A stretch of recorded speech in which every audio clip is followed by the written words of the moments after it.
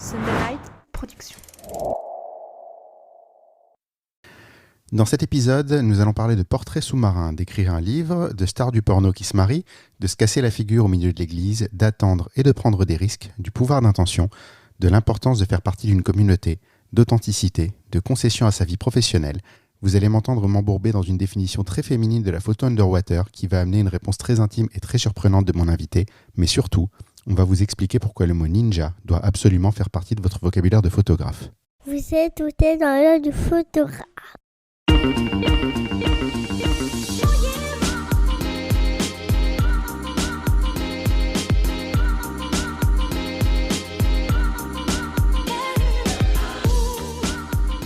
Bienvenue dans ce podcast par un photographe sur une photographe pour les photographes. Je suis Julien Pasternak et aujourd'hui, je vous emmène dans l'œil d'Alison Boons.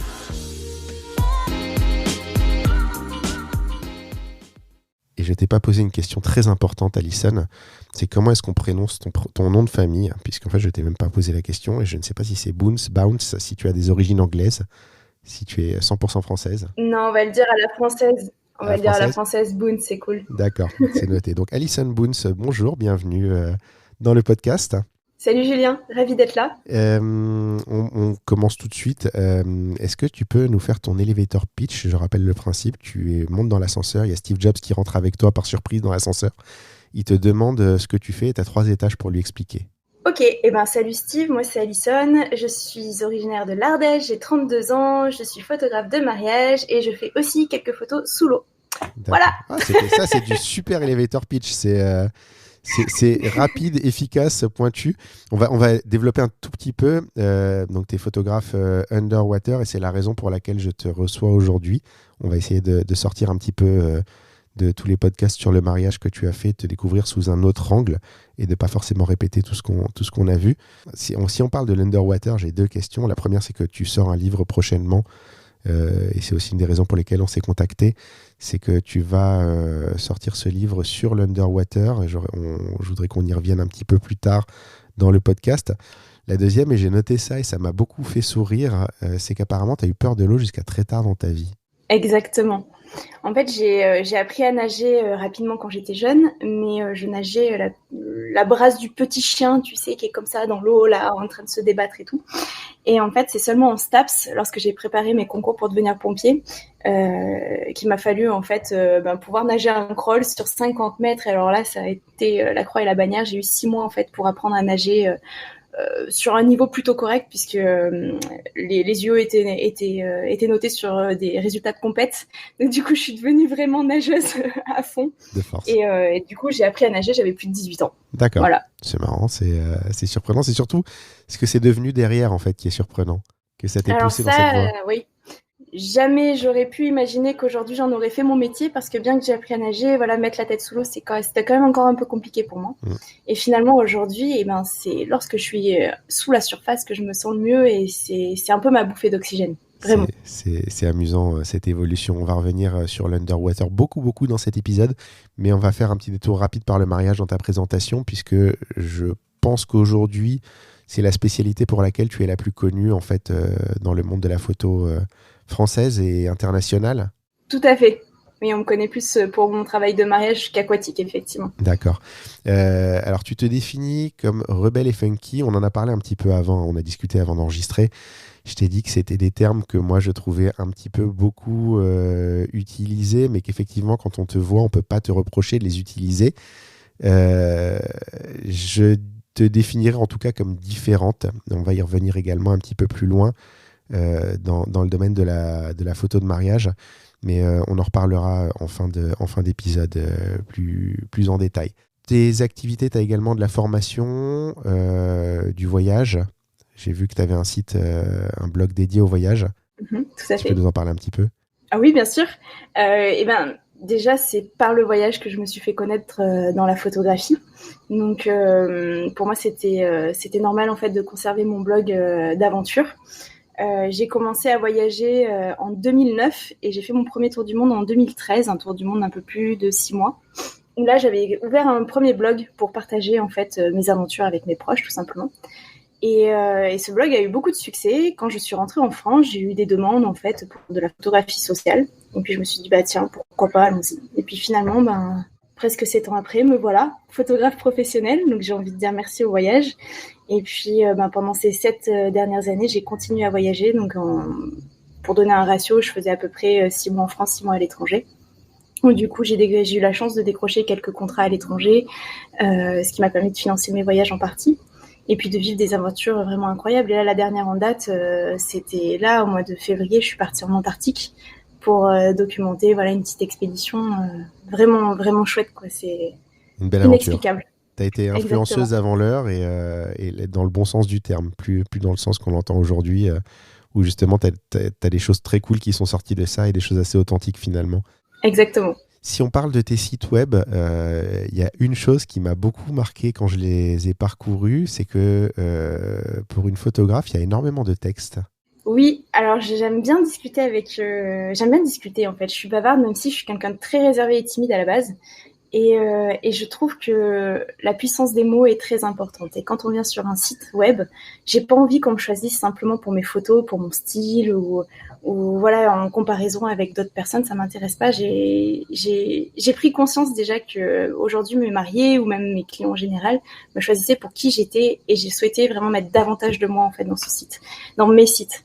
Et du coup, oui, effectivement, il y a beaucoup de blabla. J'ai essayé de réduire au maximum, d'être assez efficace, mais ça me tenait à cœur, de poser des mots bien choisis, assez forts. Voilà, j'ai pas dit le blabla, j'ai dit beaucoup de textes. J'ai pas dit que c'était pas intéressant, mais c'est vrai que c'est une démarche pas courante. Je veux pas dire surprenante parce que c'est chacun a sa façon de se présenter, mais c'est une démarche en tout cas qui est pas très courante chez les photographes de parler avec autre chose que des images.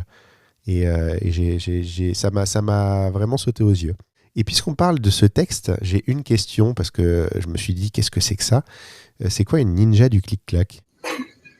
Alors ça, c'est le type de photographe qui passe sa vie à se rouler par terre, à sauter, à courir dans tous les sens, à monter sur des chaises, à se casser la figure, avoir des bleus de partout en revenant de mariage et à marcher comme une grand-mère le lendemain. D'où le petit souci de genou que tu as eu récemment. Exactement, oui, là j'ai une grosse entorse au genou avec quelques petites complications mais qui devraient être réglées, j'espère, incessamment sous peu. Mais oui, voilà, c'est ça en fait. L'idée c'est de pas avoir de limite au niveau de prise de vue mais aussi au niveau corporel et d'aller vraiment chercher l'image et voilà, ne jamais s'arrêter en fait, c'est ça. D'accord, de changer d'angle en permanence et de pas faire la photo à la hauteur de la mère de la mariée. Puis au passage, tu fais un peu d'animation, c'est rigolo quoi. Ouais, les gens te repèrent.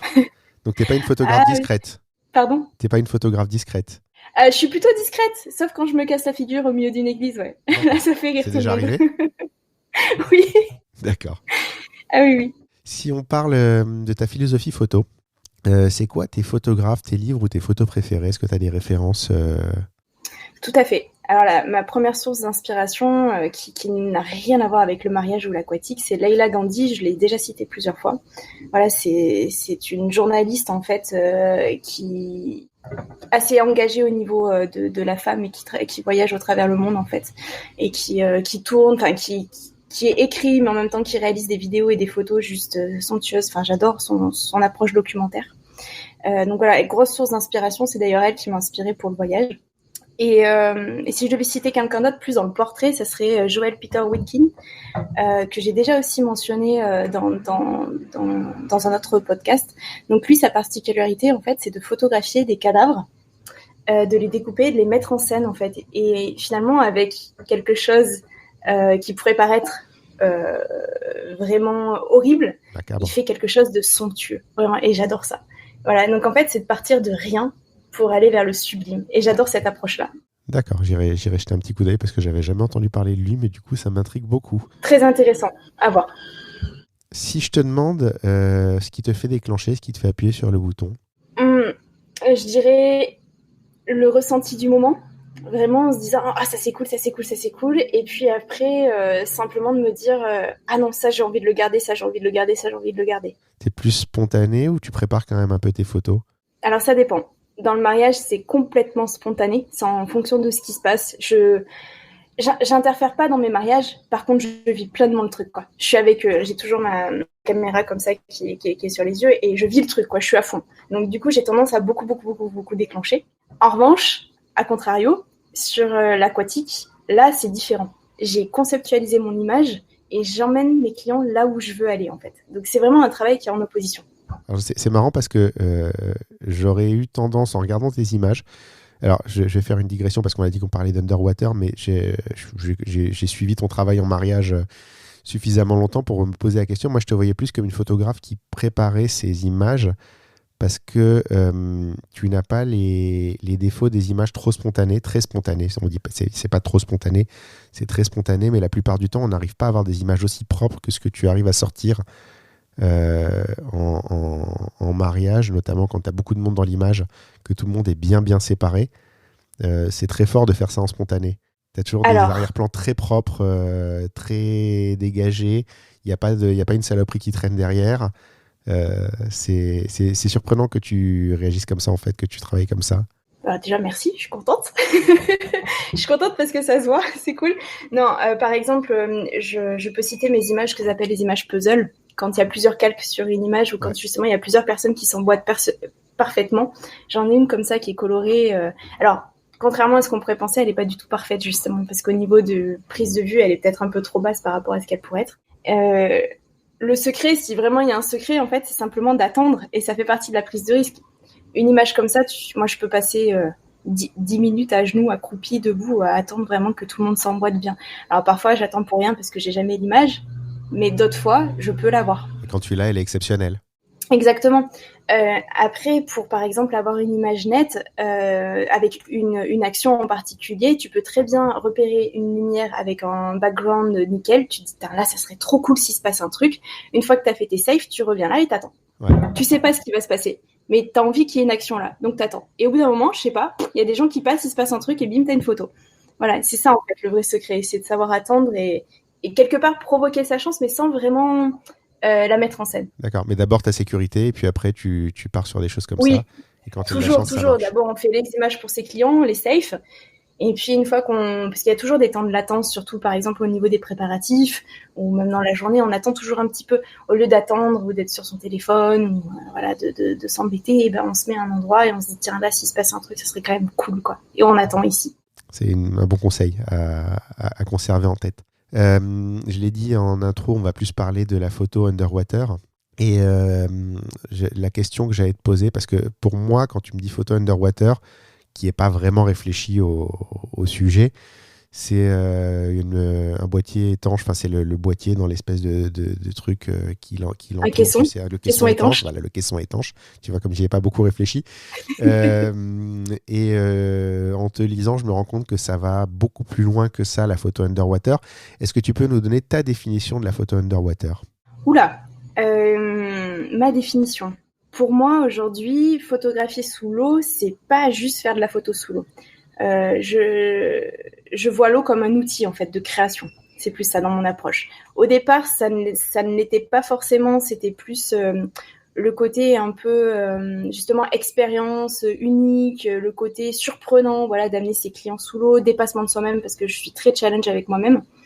Maintenant, l'eau m'aide à créer. Donc, c'est-à-dire que je pars dans des images complètement tirées par les cheveux. Je suis très rêveuse comme jeune femme. Et du coup, je me dis, bah tiens, l'eau peut m'aider à ça. Parce que du coup, il n'y a pas de gravité, il y a un mouvement et une voluptueux qui est assez intéressante à utiliser. Et du coup, voilà, pour moi, l'eau est plus un moyen de création qu'un prétexte à photographier. Ça fait partie du process. Tout à fait. Alors, la question suivante et la question assez logique, c'est comment on dirige un modèle sous l'eau ? Parce que manifestement, on ne peut pas parler sous l'eau, sauf si tu as développé une technique qu'on ne connaît pas encore. Mais comment tu prépares ça ? Est-ce que tu prévois beaucoup à l'avance les images ou est-ce qu'il reste une spontanéité dans la réalisation des images ? Est-ce que tu remontes entre chaque prise pour discuter, et techniquement même comment ça se passe en fait? Est-ce que tu as des bouteilles d'oxygène? Est-ce que tu es en apnée? Est-ce que tu as un masque et un tuba comme on avait quand on était gamin avec les palmes pour apprendre? Comment ça se passe tout ça? Alors, beaucoup de questions, je vais essayer de rien oublier. Alors, donc déjà, dans un premier temps, on va parler équipement. Donc, en ce qui me concerne, j'ai choisi de travailler avec un caisson étanche, voilà, déjà pour la sécurité de mon matériel. Et puis, surtout pour une question de confort. Un caisson étanche, en fait, est conçu pour un type d'appareil photo. Donc, du coup, ce qui permet d'avoir accès à toutes nos commandes avec des pistons et des gâchettes. Donc, c'est vraiment très, très facile à prendre en main. Et ensuite, basiquement, un masque, forcément, puisque sous l'eau, on ne peut pas voir. Voilà, on a une vision qui est trouble, notre œil n'est pas du tout adapté à voir sous l'eau. Donc du coup, il faut forcément un masque. Tuba, non. Voilà, en général, quand je travaille avec du grand public, ça va être principalement piscine. Bien qu'aujourd'hui, j'ai aussi un travail qui est de plus en plus récurrent en mer. Mais on reste en piscine, souvent avec une partie où on a pied, donc pas besoin de bouteille. Voilà, et puis de toute façon, je suis pas fan de la plongée sous-marine, si ce n'est à titre personnel, plaisir, voilà, éventuellement. Mais je suis devenue apnéiste, donc je me suis formée à l'apnée, il y a maintenant 5 ans. Donc je fais tout en apnée, donc ce sont des apnées courtes, voilà, 30 secondes, 1 minute, voilà. Mes clients, eux, remontent régulièrement à la surface, il reste 5-6 secondes sous l'eau, ça suffit.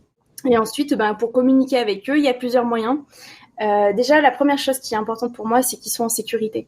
Donc, il y a un gros brief qui est fait avant, avec où je leur présente toute mon équipe, les assistants, les maîtres nageurs, etc. Et la sécurité passe aussi par la détente de mes clients. Donc, souvent, j'immerge de la musique dans l'eau. Voilà, donc j'ai un haut-parleur qui va sous l'eau. Du coup, je mets de la musique, ça les détend, tout ça, c'est cool. Donc, je leur explique qu'à chaque fois que la musique fait un tel bruit, il faut qu'ils prennent la pause. Donc, tout est calculé, en fait. La musique, le morceau va, par exemple, durer 15 secondes. Ils ont 3 secondes pour descendre et au bout de la 4e seconde, il faut qu'ils commencent à prendre la pause. Ça peut être un moyen de communication. Deuxième chose, si j'ai pas le haut-parleur, par exemple, quand je peux pas tout trimballer non plus, système de bruit, en fait. Donc, je tape sur mon caisson, ça fait un petit bruit. Ils savent qu'il faut remonter ou prendre la pause à ce moment-là ou changer de pause, etc. Voilà. Donc, il y a des moyens de communication à mettre en place. Après, souvent, ils ont aussi les yeux ouverts, donc même si on n'y voit pas très clair, en voyant flou, ils peuvent discerner les formes, donc si je leur fais des signes, ils peuvent voir. Et enfin, dernier recours, c'est de briefer les modèles en leur montrant quelques croquis à la surface de l'eau avant de s'immerger, parce que tout est préparé à l'avance, comme j'ai pu te le dire. Voilà, donc souvent, je leur montre des dessins que j'ai faits. Enfin, je suis pas très bonne en dessin, mais j'essaye de leur montrer là où, de manière le plus précis possible, là où je veux les amener. Et puis, du coup, après, voilà, ils refont sous l'eau. D'accord. C'est marrant que tu parles de musique, parce que c'est quelque chose que je fais soit quand je fais des photos de couple, ou quand je travaille sur de la soirée ou des choses comme ça. Je travaille énormément en musique. Alors, les gens croient que c'est pour les détendre. En fait, c'est pour les rythmer. Ah oui, exact. C'est rigolo que tu utilises la même façon de faire. En fait, moi, quand je photographie de la soirée, je photographie à l'oreille, entre guillemets. C'est-à-dire que si je photographie des gens qui dansent, je pense que a priori, tous les photographes un peu rodés vont fonctionner comme ça. C'est qu'on va déclencher sur les rythmes de la musique pour avoir le mouvement le plus ample possible. Et si on a quelqu'un qui n'est pas trop gauche en face de nous, parce que ça arrive qu'on en ait qui savent pas du tout danser, qui ont aucun sens du rythme et qui te bousillent cette technique. Mais si tu as quelqu'un qui a un bon petit sens du rythme en face, tu as des chances d'avoir des très belles photos. Et donc j'ai tendance sur les photos de couple à faire ça aussi, en leur vendant comme un moyen de se détendre. Mais la réalité, c'est qu'en fait, inconsciemment, ils se calent sur le rythme de la musique. Et du coup, ça te facilite énormément le travail. Donc c'est très rigolo que finalement tu aies cette même approche sous l'eau. Je ne savais même pas qu'on entendait la musique sous l'eau. Tu vois, comme quoi. Si, il y a des petits haut-parleurs super cool qui coûtent pas très cher et tout. Et justement, moi, je connais ma musique par cœur, donc je sais à quel moment, en fait, souvent, ils vont se laisser emporter. Au début, je faisais ça pour les femmes enceintes, puisque du coup, quand tu es enceinte, tu vas sous l'eau. Elles sont pas toutes à l'aise. Elles viennent pas toutes du milieu aquatique, donc souvent, tu vois, elles ont envie de se dépasser un petit peu. Donc, bon, il y a toujours cette notion de sécurité qui revient avec prise en charge par la sage-femme, le maître nageur, le petit cours d'apnée qui va bien et tout. Mais pour les aider à se détendre et vraiment à lâcher prise, je leur mettais en fait des écouteurs. J'avais qu'un petit MP3 étanche à l'époque. Et du coup, en fait, je leur demandais simplement de danser. Et bon, moi, je savais ce qu'elles écoutaient parce que je connaissais la musique. Et du coup, je voyais leurs mouvements et je me disais, ah là, c'est là, ça va arriver. Là, il y a ce moment-là, il faut que je shoote là. Là, c'était génial, quoi. Et c'est exactement ce que tu dis, le rythme. C'est très rigolo. C'est marrant que tu dises en plus qu'elles sont pas à l'aise sous l'eau parce que finalement, c'est souvent les mêmes qui seraient pas à l'aise hors de l'eau non plus. Tout à fait. Tout à fait. Je suis pas sûr que ce soit l'eau qui les dérange tant que ça. Le principe de la séance photo reste le même, que ce soit pour du terrestre ou de l'aquatique. On peut faire beaucoup de parallèles sur les deux. Ça reste une séance photo. Donc, bien que il y a cette dimension aquatique où elles peuvent oublier un peu l'appareil photo, il y a toujours un moment où ça revient. Et elles sont un peu stressées parce qu'elles ont un souci d'image aussi. Elles ont envie d'être jolies, elles ont envie d'être optimales, donc forcément. C'est pareil que d'habitude, mais sous l'eau en fait. Tout à fait. Alors, en t'entendant parler, je note une chose, et ça va être une bonne transition pour la question suivante. C'est que tu as une équipe énorme autour de toi quand tu fais de la photo sous-marine. Tout à fait. Entre la sécurité, les assistantes et les assistants pour t'aider sur la photo aussi? Oui. Alors, elle n'a pas toujours été si grande. Au départ, j'intervenais simplement avec un maître nageur. Pour resituer, j'ai été pompier pendant 10 ans. Donc, tout ce qui est question sécurité, prévention, voilà, j'en ai bouffé, comme on dit. Donc, quand je me suis lancée, forcément, pour moi, c'était évident de mettre en place un cadre sécuritaire pour mes clients, pour les rassurer, mais aussi pour moi, pour une question de responsabilité, tout simplement. Oui, puis on peut pas dire, on peut pas dire que tu n'étais pas au courant pour le coup. Oui, c'est ça, exact. En plus. Et du coup, voilà, j'intervenais simplement avec un maître nageur. Ensuite, quand j'ai commencé à me spécialiser dans la grossesse, j'ai fait intervenir une sage-femme, mon amie Marine, voilà, qui je fais un petit coucou parce que je suis sûre qu'elle écoutera le podcast. Et puis après, plus j'ai voulu aller loin en fait dans ma pratique, et notamment quand j'ai commencé à travailler avec du flash sous-marin, des décors, des fonds, etc. Beaucoup plus de ROM et tout. Tout de suite, il faut 2-3 personnes dans l'eau en fait, en plus de la sécurité extérieure, pour pouvoir m'aider, ne serait-ce qu'à gérer la lumière, à aller chercher le modèle s'il peut pas remonter parce que les robes sont trop lourds, voilà, etc. Donc en général, on est facilement 5 sur le shoot, ouais. D'accord. C'est vrai qu'on le voit pas forcément quand on voit les photos que tu postes toi. J'avais pas réalisé que vous étiez aussi nombreuses en fait sur le shooting. J'ai quelques photos backstage sur mon Instagram, notamment pour quand je fais mes shootings en mer. Voilà, alors en mer, c'est encore une plus grosse équipe puisqu'il y a une grosse logistique avec un bateau. Voilà, là, on n'est plus sur du maître nageur, on est sur un instructeur apnée carrément. Voilà, je crois qu'en piscine, je dois avoir aussi 2-3 backstage, mais voilà, vous pourrez voir, on est à minimum 5 ouais, en général. Je mettrai les liens dans les notes d'épisode. Du coup, ça me permet de rebondir sur la question suivante. En fait, j'ai noté que tu parlais d'esthétisme surréaliste sur ton site. Et c'est pas quelque chose que j'ai l'habitude d'entendre ailleurs que quand on parle avec des photographes qui font beaucoup de studios, qui ont besoin de contrôler totalement leur environnement. Et donc, comme je te le disais, pour moi, la photo underwater, c'était un boîtier étanche et des palmes. Et du coup, ça me fait réaliser tout ça, l'équipe, que finalement, tu es une photographe classique qui shoot sous l'eau, que l'eau est un élément en plus, et que quasiment, tu es un studio en fait sous l'eau. Complètement, c'est ça. Alors, j'ai mis du temps à le réaliser. Parce que pour le coup, moi je viens pas de la photographie, donc j'ai pas de cursus à proprement dit de photographe, puisque j'ai pas fait d'études, j'ai pas passé de diplôme, etc. Du coup, le studio pour moi c'est complètement inconnu. Vraiment, je n'ai jamais travaillé en studio. J'ai eu la chance de suivre le petit workshop de Louise Garvan qui m'avait vraiment fascinée, j'avais adoré ça. Mais pour le coup, voilà, je ne connais rien au studio terrestre. Et en prenant un peu de recul, je me suis dit, mais finalement, à part le milieu, et c'est exactement ce que je fais sous l'eau, quoi. J'ai un studio sous l'eau. D'ailleurs, je parle de studio aquatique maintenant sur mon site internet. Et pour revenir à ce que tu disais, oui, effectivement, l'esthétisme surréaliste, c'est vraiment l'idée de créer une image, mais qui ne peut pas être réelle. C'est-à-dire que sans aller sous l'eau, je ne peux pas la créer.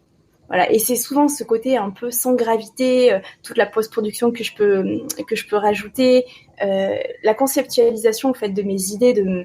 Comme je t'ai dit, je suis très rêveuse et j'ai beaucoup d'imagination. Pour moi, c'est la définition parfaite de mon travail ou même de la personne que je peux être parfois. Voilà, on me dit souvent que je suis très lunaire, je suis dans ma bulle. On m'a souvent reproché d'être très peu concentrée. Et aujourd'hui, je suis contente en fait qu'on m'ait reproché ça parce que pour moi, ce sont des qualités, c'est ce qui m'aide à réaliser mon travail, donc c'est génial. Juste pour terminer sur cette question, donc quand on parle de studio sous l'eau, on est d'accord que tu as des flashs, tu as des fonds carrément, il y a des fonds sous l'eau. J'ai des grands pans de tissu que je peux utiliser suivant le projet sur lequel je travaille. J'ai plusieurs systèmes d'éclairage, donc des flashs qu'on appelle des strobes sous l'eau. J'ai aussi des phares sous-marins. Voilà, donc avec des grosses puissances d'éclairage, donc on est un minima à 6000 lumens, ce qui est énorme. J'ai aussi des LED colorés. J'ai d'ailleurs réalisé un super shooting en partenariat avec mon sponsor Ikelite l'année passée et la boutique Photo d'Enfer, où on a réalisé le premier photoshoot sous l'eau, entre guillemets studio UV. Voilà, ça n'avait jamais été fait. Donc, on a testé les lampes UV sous l'eau avec le make-up et tout. C'était vraiment super cool. Finalement, aujourd'hui, je me dis que je peux tout transposer sous l'eau. Voilà. Tout ce qui est en terrestre, je peux l'amener sous l'eau. C'est vraiment cool. Je voudrais qu'on parle d'une image en particulier. En fait, on va parler de 2 images parce que tu es aujourd'hui interviewé en tant que photographe sous-marine, mais je ne peux pas ne pas te parler d'une image qui m'a rendu dingue en fait depuis que je suis les concours. Je suis très sérieusement les concours depuis le début de l'année, d'un petit peu plus loin avant, mais tu as eu un prix chez Regard d'auteur. L'image m'a rendu fou, donc on va parler de 2 images en fait là-dessus. On va commencer par l'image Underwater, c'est celle qui accueille les visiteurs sur ton site, qui est une femme nue sous l'eau. Et je me demandais, la première question, pourquoi spécifiquement cette image-là? Et pour développer un petit peu plus ma question, est-ce que la nudité a joué un rôle en fait dans le choix de cette image comme image d'accueil, dans le sens où, dans l'imaginaire collectif, en tout cas, je pense que la perception générale de la photo sous-marine, ça reste quand même très féminin. C'est souvent des modèles féminins. Je n'ai pas, quand j'y pense, de référence de photographe homme qui fait de la photo sous-marine. Ça existe certainement, mais là, comme ça, j'en ai pas un qui me vient spontanément. Pourtant, il y a plus d'hommes que de femmes, Il y a plus d'hommes que de femmes. Ah bah c'est marrant. Bah, je l'ai toujours vu, mais je l'ai toujours vu de manière, j'ai toujours vu comme une plutôt féminine en fait. Donc, est-ce que cette photo-là, spécifiquement, il y a une raison pour laquelle c'est justement cette femme nue qui accueille les visiteurs sur ton site? Alors, il y a une raison, effectivement. Par contre, je suis hyper surprise des questions parce que je m'attendais vraiment pas à ça. La raison, elle est simple. Comme je t'ai dit, je suis quelqu'un de très introverti et réservé à la base, voire même très, très pudique. Et la nudité, pour moi, a été longtemps un problème. Voilà, la relation au corps n'est pas forcément évidente pour moi à la base, de par mon éducation, mon histoire, etc.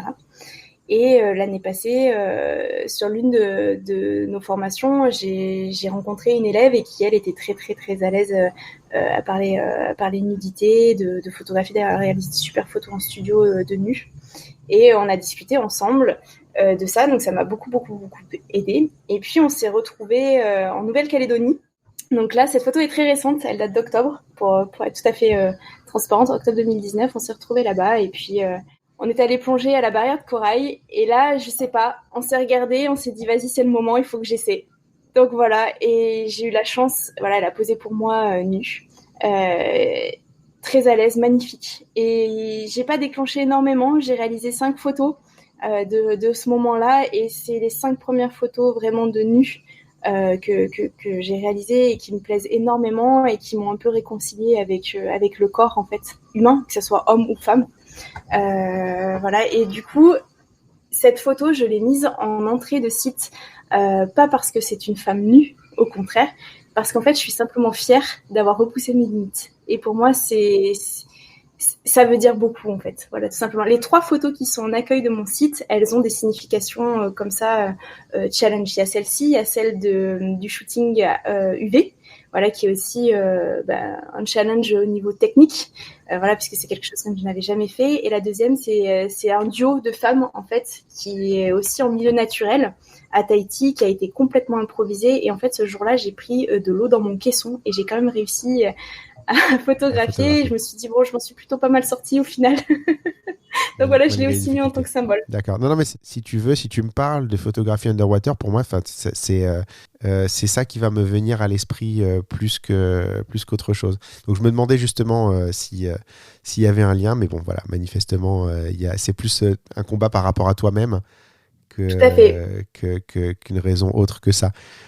La deuxième image dont je voudrais qu'on parle, et on en a parlé un petit peu avant d'enregistrer, c'est une image que je te jalouse un petit peu, parce que c'est une image dont j'aurais adoré avoir l'idée.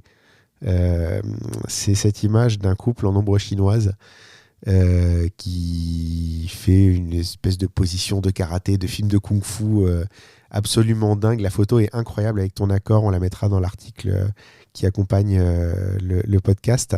Et donc, ce que je te disais, c'est que c'est probablement la photo que j'ai préférée de tous les concours que j'ai vus depuis le début de l'année. Et je me demandais, en fait, comment on peut avoir une idée pareille en plein mariage. Ah bah, c'est simple, je t'ai dit que j'étais un ninja du clic-clac. Voilà. On reconnaît ton côté ninja. Mais qu'est-ce qui te fait dire à ce moment-là, je vais faire cette photo-là, parce qu'ils sont loin de toi, donc ça veut dire que ça prend du temps d'aller se mettre en position, de la mettre en place, de donner des directives. C'est un risque, cette photo, on est d'accord? Alors c'est un risque, oui et non. En fait, elle est même prise un peu sur le vif, pour tout te dire. D'accord. C'est une photo qui remonte 2017, si je ne me trompe pas. C'est Joy et Nicolas. D'ailleurs, je leur fais un coucou, parce que cette photo, du coup, elle a fait un peu le tour. Elle est d'ailleurs aussi dans le livre des filles 72 heures d'Annie, Marine et Léa. C'est la photo que j'avais choisie, en fait, pour illustrer mon travail, parce que je trouve que, justement, elle me représente bien. En fait, j'ai une voix qui porte. Donc, la distance, finalement, n'est pas un souci pour diriger. Et en fait, c'était très simple. Je leur ai dit, allez là-bas sur la colline, il y a le coucher de soleil, c'est cool. Faites ce que vous voulez. Ils ont commencé à sauter. Et puis après, j'ai gueulé simplement 1, 2, 3 ninja. Et ils m'ont fait ça. Donc, c'était bien cool. Voilà, c'est simple. Il n'y a rien. Il n'y a pas de mise en scène plus que ça. On revient à ce que tu disais tout à l'heure. Tu t'es mise au bon endroit, tu as cadré correctement. Et puis, il s'est passé un truc incroyable devant ton appareil photo. Exactement. En fait, vraiment, toute mon approche mariage documentaire, elle dépend en fait du lieu que je choisis, de la lumière et de mon setup en fait. D'accord. Après, ce qui se passe au niveau humain, c'est un peu au petit bonheur la chance. Voilà, il faut dire ce qui est. C'est un peu au petit bonheur la chance. Donc moi, je me positionne à un endroit où je me dis, ça serait cool d'avoir une photo là, et après, je crois. Il y a le pouvoir d'intention et tu sais, on parle souvent, on se dit que quand on veut quelque chose très fort et quand on y pense très, très, très, très fort, souvent ça arrive. Moi, j'y crois énormément puisqu'à chaque fois, ça se passe, donc c'est cool. On est très d'accord là-dessus. L'univers te répond quand tu veux vraiment quelque chose. Exactement. On peut avoir une longue discussion et on l'a eu d'ailleurs avec Sébastien Roignan, cette discussion sur un livre qu'il avait conseillé, dont j'ai oublié le nom. Je mettrai le lien en note d'épisode, mais je crois que c'était Le pouvoir de l'esprit millionnaire. Donc c'est les bouquins américains avec des titres totalement débiles, mais qui contiennent des choses très très intéressantes du moment que tu arrives à passer sous l'espèce de vernis de la réussite à tout prix, quoi, et où tu peux trouver des choses vachement intéressantes. Si je te demande, dans tout ce que tu fais, ce que tu préfères faire comme image, admettons que tu as 80 ans, tu formes des petits jeunes, tu formes la relève, et tu dois sortir une image de ta carrière pour leur montrer ce dont tu es fier. C'est quoi ? Je pense que ce serait une image au téléphone du quotidien, tout simplement. Une image même complètement ratée, pas cadrée, floue, peu importe, mais une image de mon téléphone. Simplement pour leur dire, voilà, j'ai photographié toute ma vie. Et ça, c'est un morceau de ma vie, tout simplement. Donc un moment plus spontané plutôt que quelque chose de ton travail, finalement. Complètement. Pour moi, un travail, c'est un peu éphémère. Une fois qu'il est fait, oui, je me rappelle dans quel contexte, je me rappelle du moment, mais finalement, c'est un travail. Alors qu'un morceau de ma vie, ça fait partie de mon histoire, c'est encore différent. Donc une photo personnelle. Complètement. Si on parle côté plus business et financier, aujourd'hui, tu as plusieurs spécialités. Tu as la photo sous-marine, tu as le mariage, tu as ce côté voyage qui t'amène aussi pas mal de boulot. C'est quoi aujourd'hui ta source de revenus principale ? Alors, je dirais 50% mariage, 50% aquatique. Ouais. Essentiellement, le voyage fait partie en fait des deux. Puisque les contrats que je peux avoir à l'étranger sont soit des destination weddings, soit des séances photo aquatiques. Alors justement, j'avais une question sur ce point-là. Est-ce que tu as des mariés qui te connaissent par l'Underwater et qui t'engagent pour leur mariage en se disant on va faire des photos sous-marines aussi, ça t'arrive ça ? Absolument. En fait, l'aquatique fait partie de mon offre mariage depuis déjà 2 ans. Souvent je reste pour les brunchs et on finit par une petite session sous l'eau. Alors c'est 2-3 images, voilà, c'est vraiment pour finir le truc. Ou alors, j'ai toujours mon caisson avec moi, donc c'est-à-dire que s'il y a un documentaire qui nécessite à ce que je monte un caisson pour aller dans l'eau, faire du lumière, ou même continuer sous l'eau, oui. Donc en fait, l'aquatique ne me lâche jamais. Ça fait toujours partie du mariage. Ouais. Et effectivement, ça arrive aussi que des mariés me demandent des séances des after à l'étranger ou même aquatiques après le mariage. Donc, l'un ne va pas sans l'autre. Tout est lié. On va parler un petit peu de ton livre. Au moment de la diffusion du podcast, il va être en sortie imminente. Peut-être même déjà en précommande. Oui, normalement, il est en précommande là sur toutes les plateformes en fait et librairies en ligne. Ouais. Donc normalement, c'est Amazon, la Fnac, etc. Je mettrai tous les liens dans les notes d'épisode. Est-ce que tu peux nous en parler un petit peu de ce livre aujourd'hui ? Je ne sais pas si c'est le premier sur le domaine ou pas. Alors c'est le premier qui va sortir pour le portrait underwater. Par contre, il y a déjà des livres qui existent pour la photographie sous-marine, mais qui sont plus orienté faune et flore sous-marine. Voilà, et pour la plongée principalement. Le livre que j'ai écrit, là qui sort aux éditions Erol, est plus pour la photographie sociale. Voilà, et essentiellement piscine. Il y a une petite dimension milieu naturel, mais c'est avant tout piscine et lié sur l'apnée. Donc c'est tout ce qu'il faut savoir pour faire du portrait sous-marin? Exactement, ce sont les basiques en fait de l'aquatique. Donc, qu'est-ce que la photographie sociale underwater, comment on peut photographier sous l'eau, le matériel, les techniques de base, les réglages, la post-prod, justement comment communiquer avec son modèle, la gestion corporelle. Il y a une relation aussi apnée, yoga, qui est très importante pour moi, puisque aujourd'hui ça fait partie de mon lifestyle. Donc c'était important pour moi de mettre beaucoup de moi dans ce livre-là. Donc finalement, c'est un livre qui est technique, mais beaucoup inspiration aussi. Donc j'ai eu la chance d'avoir l'accord de mon éditrice pour pouvoir parler aussi beaucoup de moi dans ce livre-là de cette façon-là. Parce que c'est un livre qui appartient à la collection Les Secrets de photographes. Je sais pas si tu en as déjà lu. J'en ai dans déjà cette lu collection-là. Ouais. Voilà, donc ils ont, je vais pas dire formaté, mais ils ont quand même une trame qui est cohérente au sein de toute la collection. Et là, sur quelques petits chapitres, on a pu élargir sur un domaine un peu plus inspiration. Donc c'est vraiment fun. Ça s'adresse à qui, du coup? Ça s'adresse aux photographes confirmés qui voudraient se mettre à la photo sous-marine, au portrait sous-marin? À tout le monde, justement. Aux non-photographes, aux photographes amateurs, semi-pro et pro. J'ai vraiment fait en sorte de rendre ce livre accessible et intéressant aussi. Parce que la photographie sous-marine, ok, on peut se dire oui, si j'ai pas envie, si ça m'intéresse pas, j'ai pas envie du tout de le lire. J'ai tenté de le rendre le plus ludique possible, simplement aussi pour faire connaître la discipline qui, pour moi, n'est pas encore assez connue, que ce soit pour le grand public ou pour les pros. Donc voilà, pour répondre un peu aux questions des curieux et montrer ce qui est possible de faire aussi ailleurs que sur Terre. Et montrer que finalement, c'est une discipline photographique comme une autre avec juste de l'eau autour. Tout à fait. Exactement. Il y a... Parmi les chapitres, il y aura notamment aussi un chapitre qui s'appelle Autre regard, où j'ai fait intervenir, j'ai invité pas mal de photographes étrangers et français aussi à venir partager leur vision des choses. Ça me tenait vraiment à cœur. Voilà, pour moi, la communauté photographe est essentielle. Clairement, j'en serais pas là aujourd'hui si je n'avais pas eu de super copains ou des personnes avec qui pouvoir échanger. Donc pour moi, aujourd'hui, dans l'aquatique, étant encore un domaine qui est en expansion et en train de se développer, c'est important de fédérer une communauté. Donc voilà, je voulais vraiment qu'il y ait ces photographes-là dans mon livre. Et puis, j'ai aussi invité des professionnels en fait du monde aquatique à venir en fait appuyer mes propos dans mon livre.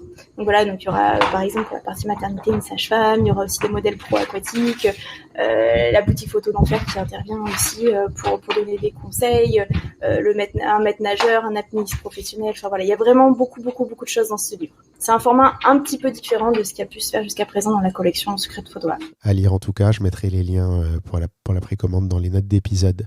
Un livre, je pense qu'on peut dire que ça rentre aussi un petit peu dans ta communication par rapport à ton travail. C'est aussi une manière de montrer ton expertise. Et la question suivante, justement, c'est quelle est la place de la communication dans ton travail ? Comment est-ce que tu communiques ? Et notamment, on a parlé un petit peu de Rebelle et Funky. Tu t'es décrit, la première fois qu'on a discuté tous les deux, tu t'es décrit comme le vilain petit canard de la photo de mariage. Je trouve que c'est assez amusant comme manière de se voir. Et justement, je me demandais ce que ça implique en termes de communication, en fait, dans ta manière de communiquer avec les gens. Qu'est-ce que tu essaies de faire passer comme message et qu'est-ce que ça t'apporte ? Alors, pour être tout à fait pragmatique, je pense que je suis complètement à contresens de ce qui peut se faire habituellement, que ce soit dans le mariage ou dans la photographie en général. C'est pas du tout une volonté de mettre ça en place, c'est simplement que je suis comme ça en fait. J'ai toujours été un peu à part. Et du coup, le vilain petit canard, oui, c'est parce que j'ai toujours un temps de retard, parce que je fais jamais comme tout le monde, parce que d'ailleurs j'aime pas faire comme tout le monde. Et puis quand on va me dire il faut faire comme si, bah justement tu peux être sûr que je vais faire l'inverse. Donc voilà, je me vois comme ça. Et j'ai bâti ma communication sur ça parce que pour moi, c'est authentique et que j'ai pas envie de mentir à mes mariés, voilà, ou mes mariés ou même mes clients. Quand ils viennent sur mon site, d'entrée de jeu, ils savent que potentiellement, je peux avoir les cheveux colorés en bleu, que je peux être tatouée, que d'ailleurs, j'aime pas les mariages, par exemple. Alors ça, c'est clairement dit aussi. Voilà, il n'y a pas de secret, il n'y a pas de mensonge, en fait. Et ma communication, elle est réelle. Et finalement, si on parle maintenant support, elle est surtout digitale, puisque souvent, c'est par Instagram que je vais communiquer et par des stories. Voilà, et c'est spontané, c'est même pas régulier. Je passe pas énormément de temps sur les réseaux, au final, contrairement à ce qu'on pourrait y penser. Et puis après, ça se fait par du bouche à oreille et de la recommandation. Très simple. C'est marrant. Non, mais c'est marrant parce qu'on en a parlé avant. J'ai peut-être même dit en introduction, je sais plus à quel moment je l'ai dit, mais c'est vrai que moi, je suis d'une génération où rebelle et funky, c'est des termes qui ont été trop utilisés et donc qui me font pas grincer des dents, mais un petit peu quand même. Et c'est vrai que quand je t'ai vu, je peux pas te reprocher de l'utiliser parce que finalement, c'est vrai. C'est assez surprenant en fait à dire, mais il y a beaucoup de gens qui se voient comme rebelles et funky qui ne le sont pas du tout. Et finalement, tu es la première que je rencontre à qui ça va bien en fait.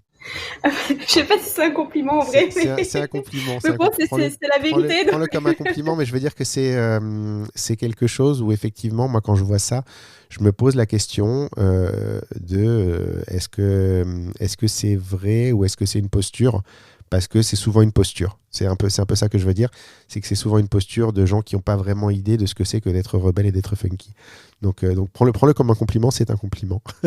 tu serais pas là si c'était pas un compliment. On serait pas en train de discuter du tout.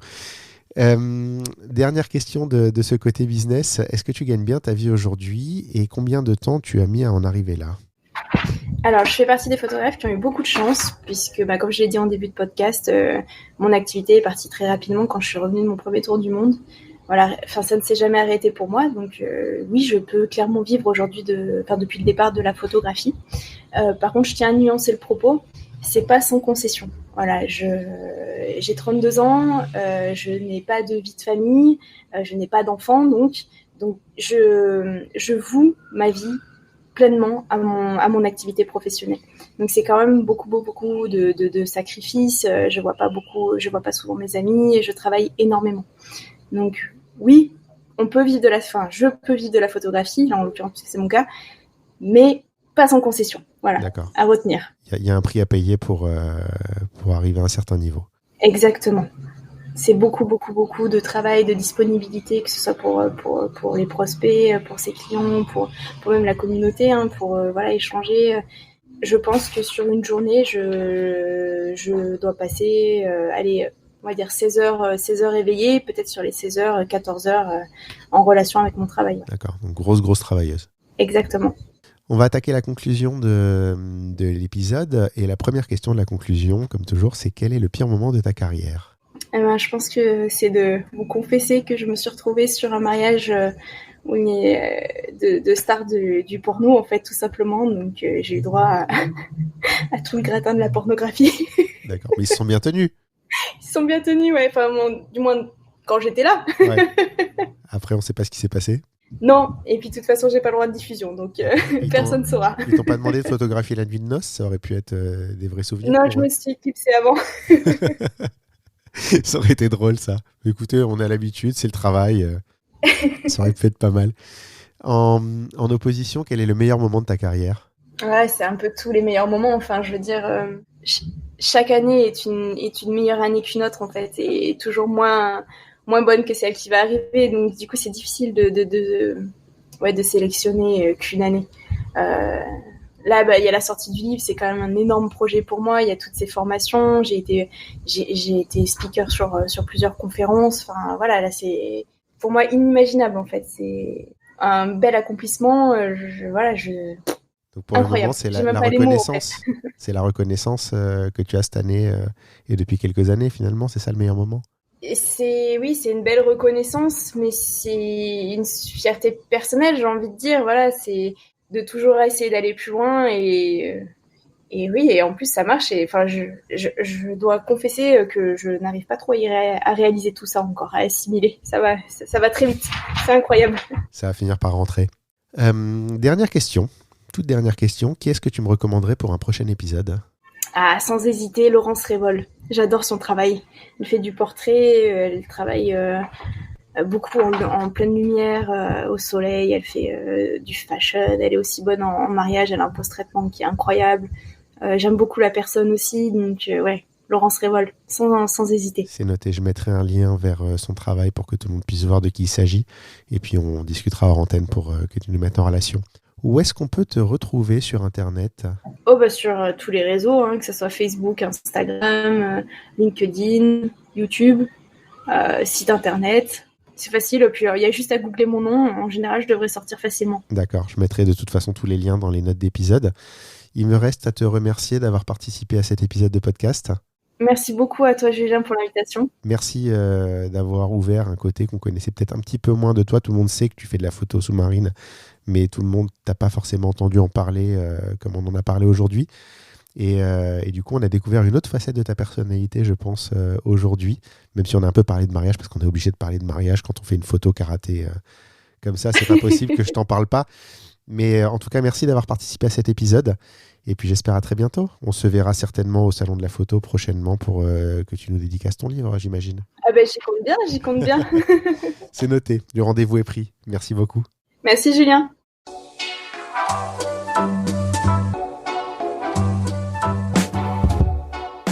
Merci d'avoir écouté cet épisode. N'oubliez pas de laisser une note et un commentaire sur Apple Podcast, c'est important et ça nous aide beaucoup en termes de visibilité. Vous pouvez également aller sur le blog Dans l'œil du photographe à l'adresse www.dlodp.fr. C'est tout pour aujourd'hui. On se retrouve au prochain épisode dans l'œil d'un nouveau photographe.